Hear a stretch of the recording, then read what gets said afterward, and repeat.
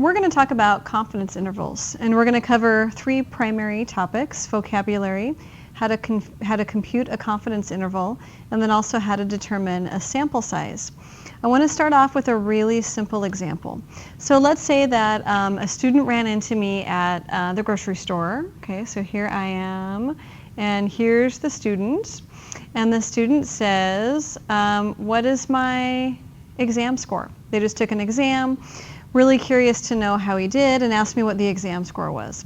And I said, gosh, I don't really remember exactly, but I know you did well. It was somewhere around 90.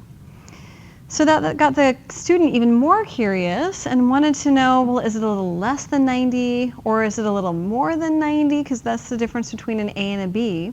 So I gave him my best point estimate, but he really wants to know, how confident am I? How sure are you? So I'm going to go ahead and give him a confidence level. So how sure am I? I'm going to say, I'm about 95% confident. So he's feeling a little bit better. It's like, okay, I know I got at least, high B, low A. Can you tell me what range my score might live in? Like, how low could it be and how high can it be? And I say, I know you did well, so I'm going to say that it's somewhere between 88 and 92. So we'll say it's between 88 and 92. And I'm going to express that as an interval. So 88 is smaller than your actual score, which is smaller than 92. So by giving him these three important pieces of information, he's going to walk away having a pretty good idea of what his score might be. So the point estimate was my best guess. As we work through these confidence intervals, our point estimate will often come from the mean for a sample, so X bar from a sample. The confidence level, we're going to select that, so 95%, 90%, 99% are all very common confidence levels. And then the confidence interval is giving us an error. So we've got this, so I was guessing 90 was my guess. So that tells me that my error is going to be a 2-point error, right? Either, so really 90 plus or minus 2 points. So either 2 points above or 2 points below. So my margin of error then is 2 points.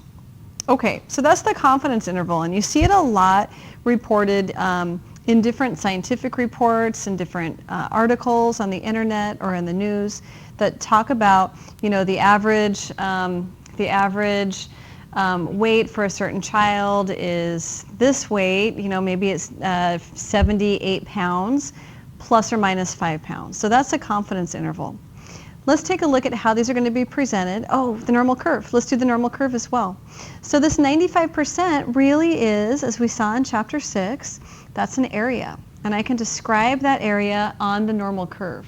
I want to grab the majority of possible scores. I want to be as confident as possible. So I'm going to go ahead and just sketch a normal curve. And I'm going to block off the middle 90%. So this is my area in the middle. So I'm going to block off the middle 95%. So this area right here is 95% of the area, which means in these two tails together it's 5%. So it's really 5% divided by 2. So I've got 2.5% in each of the tails. As I write down my values, so I was really talking about an exam score with the student, I'm guessing that mean, so of all my guesses, I'm guessing my average guess is going to be right around 90, plus or minus 2 points. So that 95% is going to be 92 at the highest, and 88 at the lowest. So as I'm constructing this, I can see how it falls into the normal curve that we talked about in chapter 6. So I've got that 2.5%. I can go back and I can figure out what these Z-score cutoffs are. If I do an inverse norm on my calculator, so I want this here, so just a little review from chapter 6.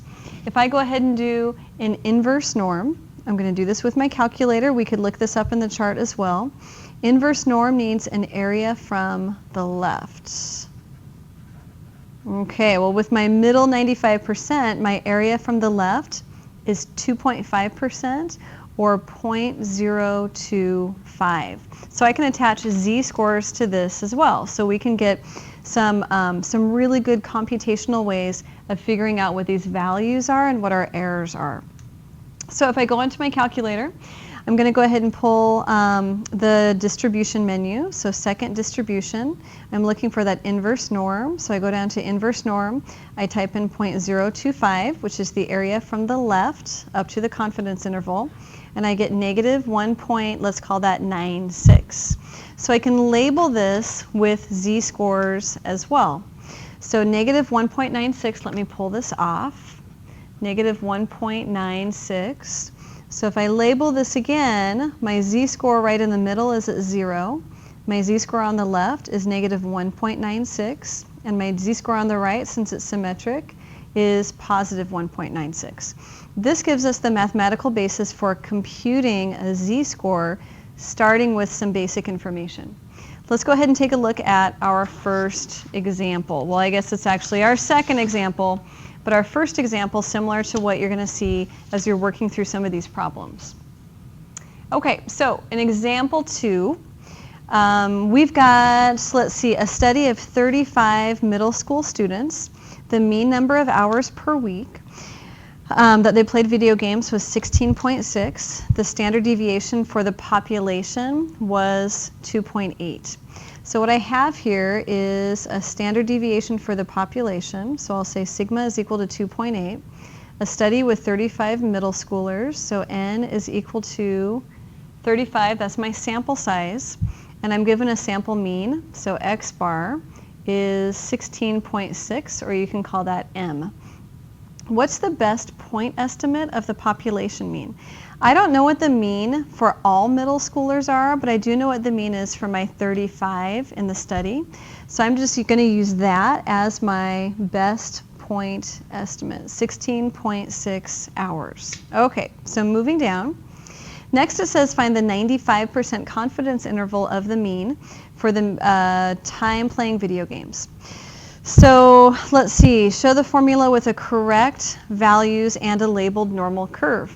You don't need to memorize all these formulas. We're going to be coming across a lot of formulas as we continue to move through the material, but you have this formula sheet. So you'll find this when you're looking at the material in Canvas. You'll also find this as part of your ebook. I think it's called like important formulas and tables or something like that.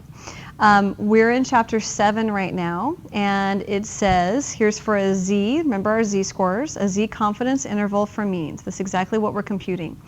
X bar, so that was our 16.6, right? So X bar, I need to find a z-score. We have sigma, we have n. So I really just need to take this formula, which you don't need to memorize, you just need to find it on your sheet and plug in the correct values. So as I'm transferring this over to my paper, let me write it out and then we'll put our values in. So X bar minus Z alpha over 2. This just says that's the Z-score for those two tails. So I'm cutting those tails at the ends in half. Sigma over radical n, not 2, n, less than the actual mean, less than, and then I add that same value. So I'm just going to call that Z, sigma over radical n. If X bar is my point estimate, then I'm subtracting and adding this Z sigma over radical n. This is my error. So this value right here is my error. X bar is my point estimate. So that's how it fits together. I'm going to come up with the lower and the upper values using the z-score, the standard deviation, and n. Now we can find the z-score the way that we looked at it in the first example, but if you look through your table document, you're going to find, where is it? I'll find it here. Table F. So I want to use the table F. The t-distribution is what it's called. but we're not going to use a t-value. We're going to use the z-scores, which are down at the very, very bottom here. It's set up really nicely. We're doing a confidence interval. Our confidence level is 95%, and I want the z-scores that go along with 95%. So I go all the way down to the bottom, 1.96, same as we found in the last example. That's my z-score. So I just use table F. I pick the correct confidence level, go all the way down and find the appropriate z-score, 1.96.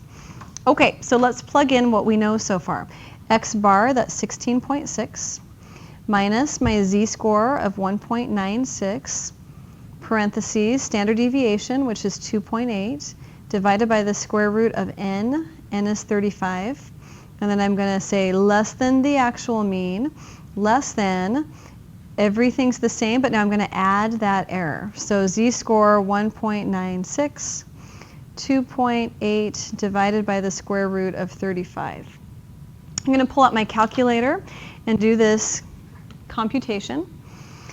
16.6 minus 1.96, 2.8 divided by the square root of 35, parentheses, and I end up with 15 points, let's see, we're at 16.6 hours. Let's just keep one decimal place and call that 15.7. So I've got 15.7 less than mu, less than. I want to do the same calculation. The only difference is I want to change this to a plus. I want to make my life easy, so I'm going to arrow up, highlight that input, hit enter, and now I can edit it. So I'm just arrowing back to where that minus sign was. I'm going to type a plus right over it. So now I'm going to add the error. I hit enter. And there's my upper level, 17. I'll rewrite it, 17.5. That's my confidence interval. If I were to state this in words, I can say with 95% confidence, the mean video game time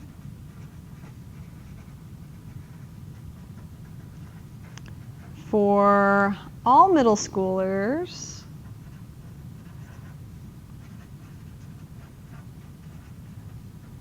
is between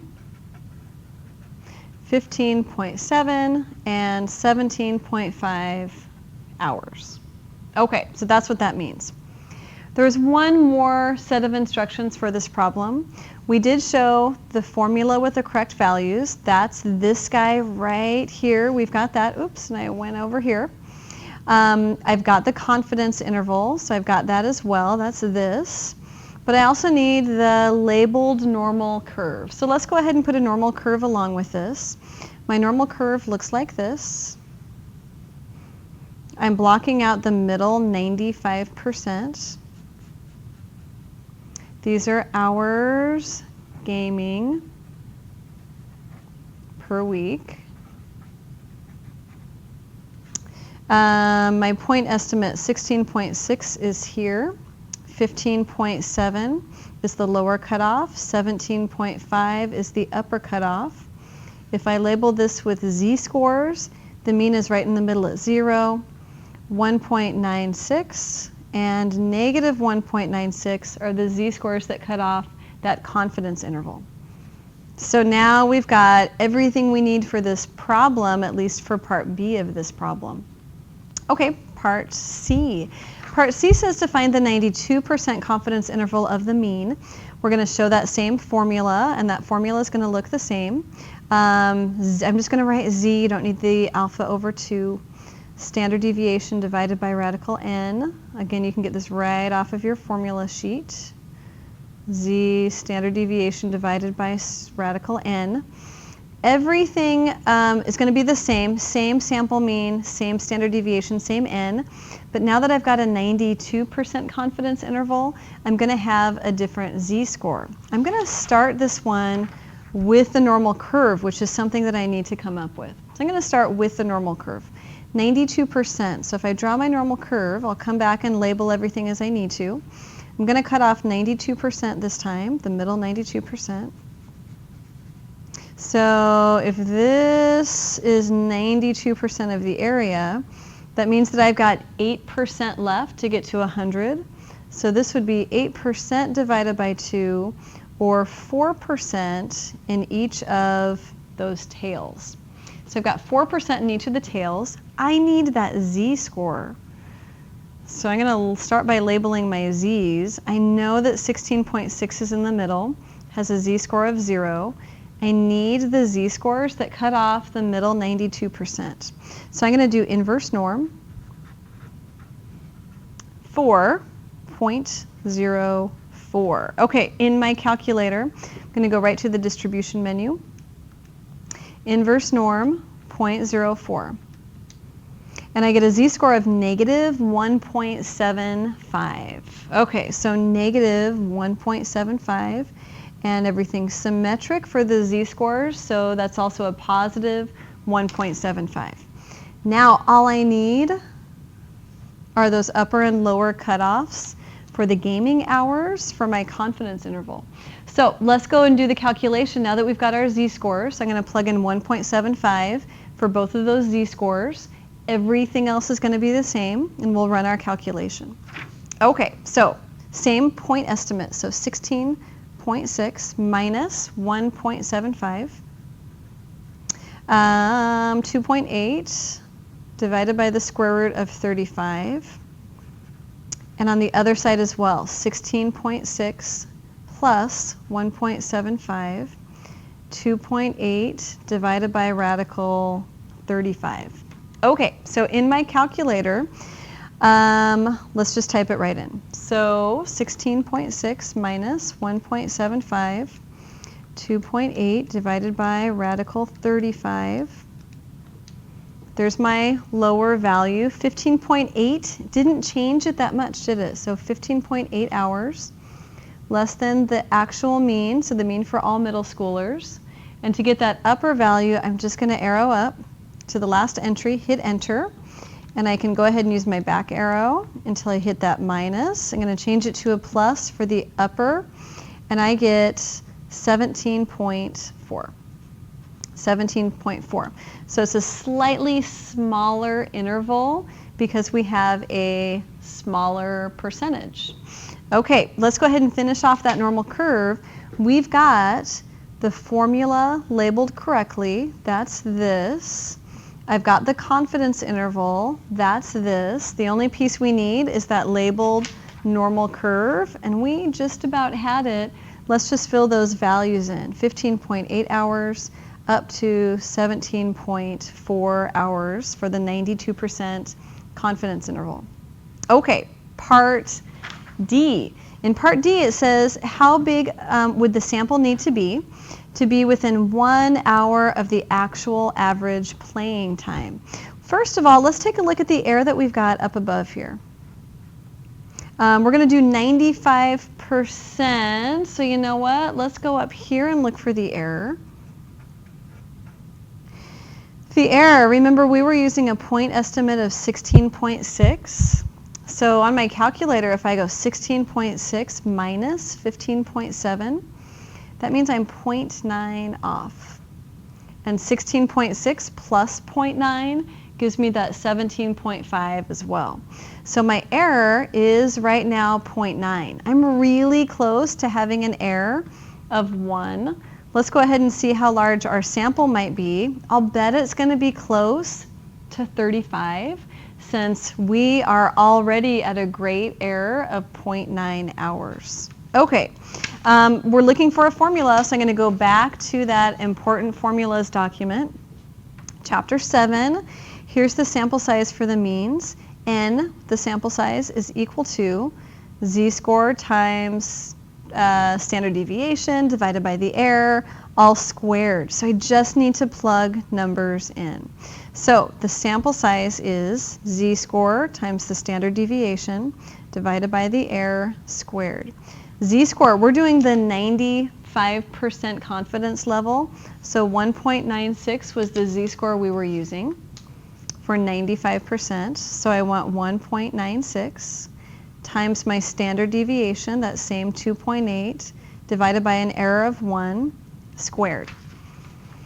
Okay, so parentheses 1.96 times 2.8 divided by 1 squared gives us 30.1.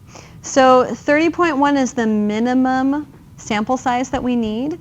We can't survey 0.1 middle schoolers, so we always round this up. 30 would be too small of a sample size, so we're going to round that up and say 30.1 is the minimum, so the next whole number that we can use would be 31. So that's the sample size. Again, we're just grabbing those values right off of our important formula sheet. Okay, so let's do example number 3. Okay, so here comes example number 3. Example 3, so a random sample of 50 daycare centers. So you're starting to identify some of those values. N is equal to 50. For preschoolers, found a yearly average cost of $39.87. This is X bar, $39.87. With a population standard deviation of $630. Find the 90% confidence interval.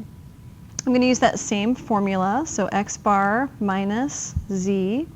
Standard deviation over square root of n, less than mu, less than, and then everything's the same. I'm just going to add. I have all the values except for z, so I need to go and find the z-score for 90%. I'm going to grab my important formula document and table F. Here's table F. Table F. So confidence intervals at 90%. I want a z-score, so I go all the way down to the very bottom, and I find a z-score of 1.645. A lot of books will round that to 1.65, but we'll go ahead and use theirs of 1.645. So let's plug everything in. 1.645, I'll squeeze that there. Okay, so 39.87 minus 1.645. Standard deviation divided by the square root of our sample size, less than the mean tuition for all the daycare centers, less than, and then I plug everything in again, 39.87 plus 1.645, I've got just enough room, times 630 over the square root of 50. The instructions said, find the confidence interval and show the formula with the correct values. You've got that formula now with the correct values in it. Let's go ahead and just do the computation. So I'm going to take 39.87 minus 1.645 times 630 divided by the square root of 50. There's our lower value for the confidence interval. This is money, so let's round it to 38.40 and 44 cents. Less than mu, less than 3987. So I'm just going to grab that last calculation. I'm just double checking I typed everything in right. Change it to a plus. And then my upper cost for all daycare centers would be $41.33.56.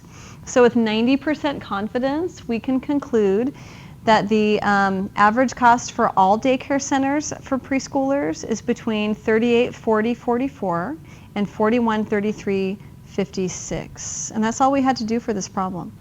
I want to show you one more way to compute this. You can check these with your calculator. There is a nice function on your calculator that will compute a confidence interval. I'm going to go to the stat menu and then over to, let me move this in the middle, and then over to tests. And I'm looking for an interval, and that's number 7. So I'm going to go down to my z interval. And it's telling me to plug in all my information. I'm not using actual data. I'm just using already computed stats. So I'm going to leave it on stats. Arrow down. My population standard deviation is 630. My point estimate, my sample mean was 39.87. My sample size was 50. My confidence level is 0.90, and you can go ahead and change that to any of your confidence levels. And I'm going to go ahead and hit calculate. Great way to check your work. So we got, it's a little tiny bit off because of rounding, and that's okay, but this tells you that you're right there, 3840, yep, 3840, 44, and 4133.50. And it just confirmed for you your sample mean and your sample size. So we did great. We were actually just off in the hundredths place, so you might be off a tiny bit, which is fine, but this is a really great way to check your work. Just know that I will be asking for this formula with the correct values in it. Okay, on to example 4. So in example 4, we're not given a population standard deviation.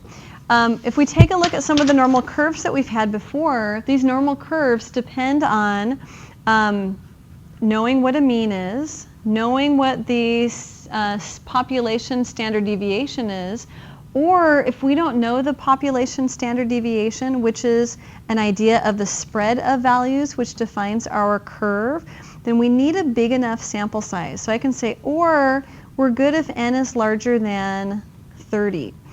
If we don't know the population spread with the standard deviation, and we don't have a big enough sample size, then we need to go ahead and use a t-score. We're going to adjust the z-score to a t-score. So if there is no population standard deviation, if you have this, it doesn't matter how big your sample is, because the population standard deviation defines the spread, so you can use the normal curve. So 2 things have to happen. No population standard deviation, and your sample size is smaller than 30, then you're going to use t-scores instead.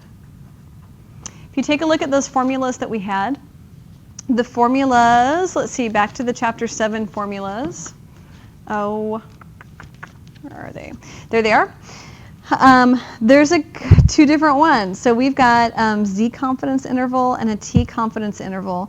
As you're looking through, the only 2 differences is we're using a t-score where the z was, and instead of having the population standard deviation, we're using the sample standard deviation. Now this could be s up here as long as n is 30 or larger, and that's not the case. So we only have what we're given here. So we're going to use, let's take a look at our problem, same basic formula. We're just going to use a t-score instead of a z-score. Okay, so we've got 10, which is a small sample, so n is equal to 10, which is definitely smaller than 30. I'm going to scan to see if we have a standard deviation, and we don't. Actually, we're going to use data, and let me give you that data. So the data is, we've got 10 different stores, so we've got 216, 305, 257, 210, 300, 282, 1, 2, 3, 4, 5, 6. We just need 4 more. 236, 212, 241, 1, 2, 3, 4, 5, 6, 7, 8, 9. And then the last one is 227. Okay, so we've got no population standard deviation, but we can grab a sample one since we've got some sample data here. And we've got 10 different stores shown below. We're going to estimate the true mean price for this particular model at 95% confidence. So our formula looks like this: x bar minus not a z but a t. We're going to grab the sample standard deviation divided by the square root of n. And then everything else on the other side is the same. We're just going to add our values together. Okay, let's start by tackling the sample mean and the sample standard deviation. We know that n is 10. In order to find the mean and the standard deviation for our data, we just need to type it into the calculator. So I'm going to go ahead and type it into the calculator and run one variable stats. So let me clear this. I'm going to go to stat and then edit. I'm going to clear the data that I've got and then type my data in. So 216, 305, 257, 210, 300, 282, 236, 212, 241, and 227. So if I just quickly double check to make sure I didn't make a mistake, 257, 305, and 216 looks good. So what I want to do is just run one variable stat. So I'm going to quit here, stat, calc, one variable stats. I'm using this version of the calculator, so I can go ahead and just type in L1. If you're using the other version, your X list is L1, and your frequency list would be left blank. I'm going to hit enter, and now I'm getting somewhere. So my sample mean is $248.60. I'm not going to use the population standard deviation because I want to use my data to approximate this population standard deviation. So I'm going to grab S, and I'm going to grab several decimal places. Let's call that 35.877. Watch the instructions in Connect Math about rounding intermediate calculations. I just have one thing left to get, and that would be, so these are done, and that would be T. So I need that T-score. If I look at Table F is set up for T-scores. We've got 95% confidence, which is here. These are my values right here, but they're given to me in degrees of freedom, not in terms of sample size. So for the T distribution, I need to find a degree of freedom. My degree of freedom is just, I'll write that out, degrees of freedom is just, in this case, n minus 1. So if you imagine that you've got a multiple choice test and it asks you, some crazy math formula, 1 over x dx, and you don't know even what that means, and you've got these answers.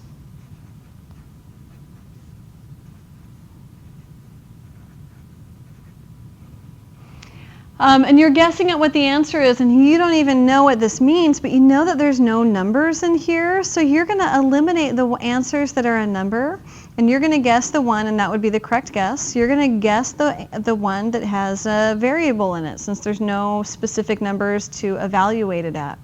Well, what you just did was by eliminating 3 of them, you said that I really have, for these 4 choices, if I can eliminate 3, I've got 3 degrees of freedom, but as soon as I've eliminated those 3, then I know what the right answer is. So my degrees of freedom is 4 minus 1, which is 3. So that's kind of where degrees of freedom comes from. How many do I have to freely choose before I'm assured of the right answer? And that would be 3. Okay, but really, all you need to know is that it's n minus 1. N was 10. 10 minus 1 is 9. So 9 is your degrees of freedom. Let's go ahead and look this up. 95%, so 95% degrees of freedom is 9. So I line those up, and I find that my T-score is 2.262. So I use a T-score of 2.262. Let me pull this off. Let me grab another piece of paper here, because I'm running out of room. But we're really ready to compute this now. So my T-score is, where'd it go? 2.262. Let's put this into the formula. So as I bring my formula down, X bar is my sample mean, so that's 248.6 minus 2.262. My sample standard deviation is 35.877 divided by the square root of n was 10, less than mu, less than, I'm just going to say we've got the same stuff, but we're going to do a plus sign because I'm going to run out of room. So I'm ready to go ahead and compute this.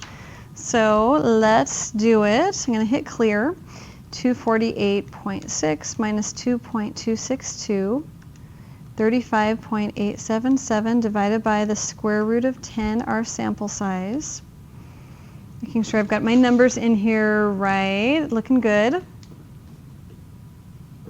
And that looks like a reasonable lower value. So 222, these were prices, right? So we'll round to 2 decimal places. $222.94. is less than the mean of all of these smartphones. And on the upper end, I'm just going to arrow up and grab my last input, change that minus to a plus.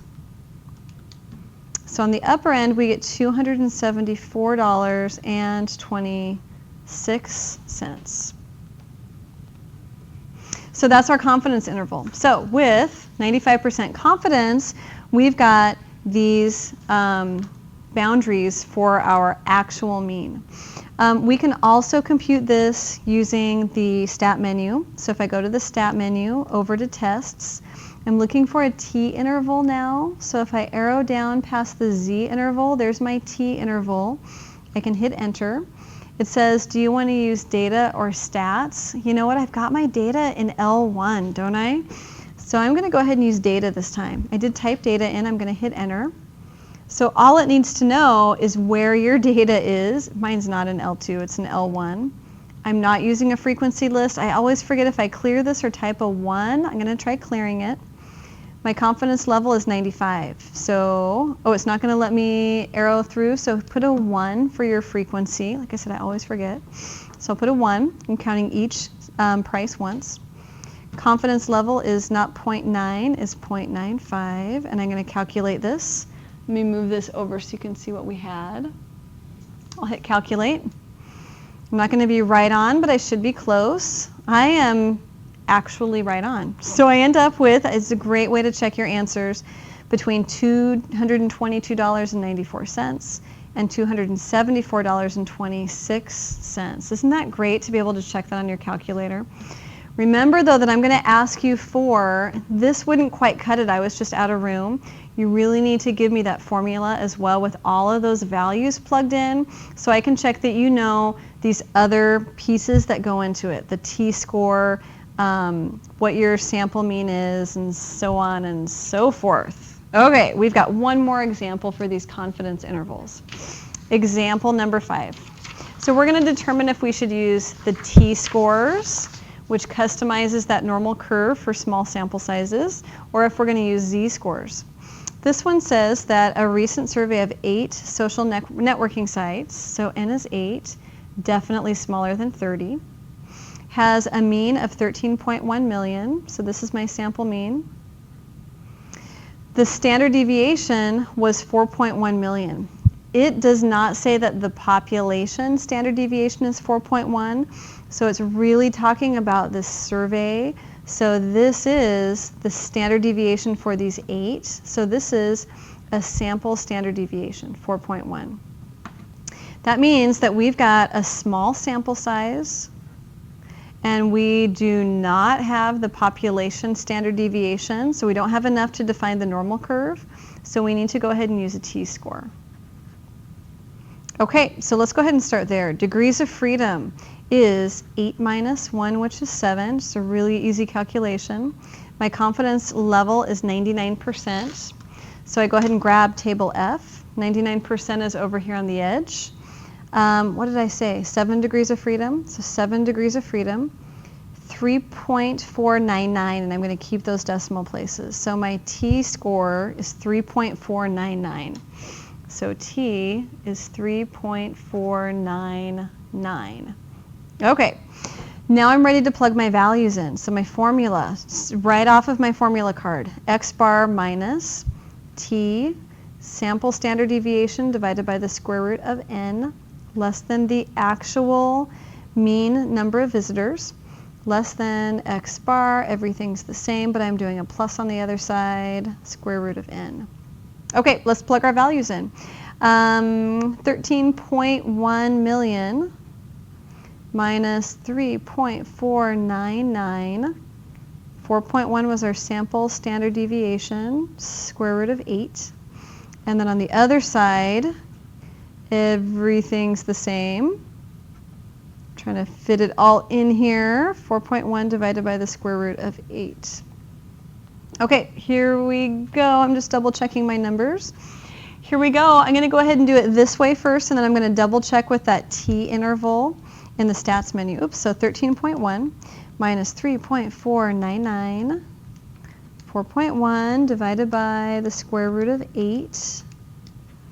And I get 8.0, if I round, 03 million for the lower end, less than mu, less than, let's do the upper end. Just going to grab that last calculation, change the minus to plus. So on the upper end, it's 18.2. I guess I'm doing 2 decimal places, so I'll call that 18.17 million. Okay, again, when you're doing a Connect Math one, make sure you're watching to see what the rounding rules are. Make sure that you write million in here because 18.17 doesn't make sense out of context. So it's 18.17 million visitors. Okay, so this is our confidence interval. Let's double check it with the calculator stat menu because it's so easy to do.